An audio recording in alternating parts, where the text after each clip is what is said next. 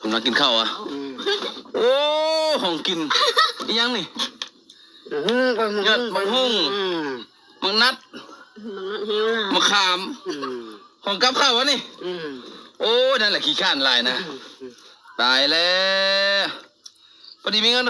มีคนเอาเงินมาเฮ้อโอ้ยบ่แม่นเอาเฮ้อเจ้าเขาบอกเฮ้อเจ้าขี้ข้านน่ะอย่าไปคิดเขาให้เมียเจ้านี่มีคนโอนเงินมาเฮ้อซื้ออันกิน50,000บ่ต้องเอาอะไรเจ้าน่ะเขาเอามาเฮ้อเมียตัวเจ้าขี้ข้านไปเลยเนาะเขาอีตนเมียเอาไว้อย่าไปว่านั่นจนจะเอาหมดนั่นโอ้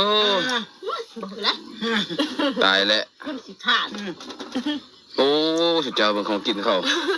หักขนาดเลยโอเคอย่าเผาอย่าไปเอาเลยจะได้กินมันก่อนมันไม่กินมันละกินนะแม่โอ้ขี้ข้านแห้งอยู่แต่เราสุดยอดเบิ่งนี่เสื้อกับบซักตายแล้วเสื้อกับบซักเลยโมตายเบิ่งแต่เงินตายกูแล้วสุดเจ้าโอนมาผิดระบ่ดิเอาไว้ซะโอนตายจึงเบิ่งแต่เงินนั่นแหละโอ้ตายคักแทบไปแล้วนี่ไปให้น้ำเมียแม่บ่ไปก็ไม่ต้องเฮ้ยเสียเรื่องเงินเด้อบ่ไปข้ามไปคือกินข้าวได้ธนาคารนะลูกมาแต่เช้ากินข้าวแล้วข้ามไปบ่รู้บ่ได้แบบเอารู้บ่ได้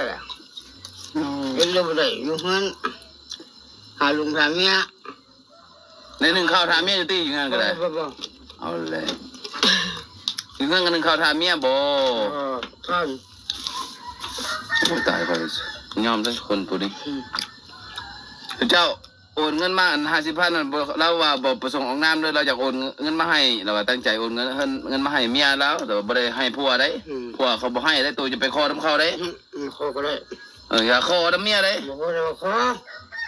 ขอบ่ได้เลยขอน้ำเมียน่ะเขาบ่ได้เฮ้อตัวได้เขาบ่เฮ้อเมียตัวได้ซื้ออันหวานเขาไปจะไปเรียบเมื่อยได้ไปเฮ็ดให้หน้าได้สักซื้อน้ำตาลซื้อน้ำหวานแล้วได้กินแล้วก็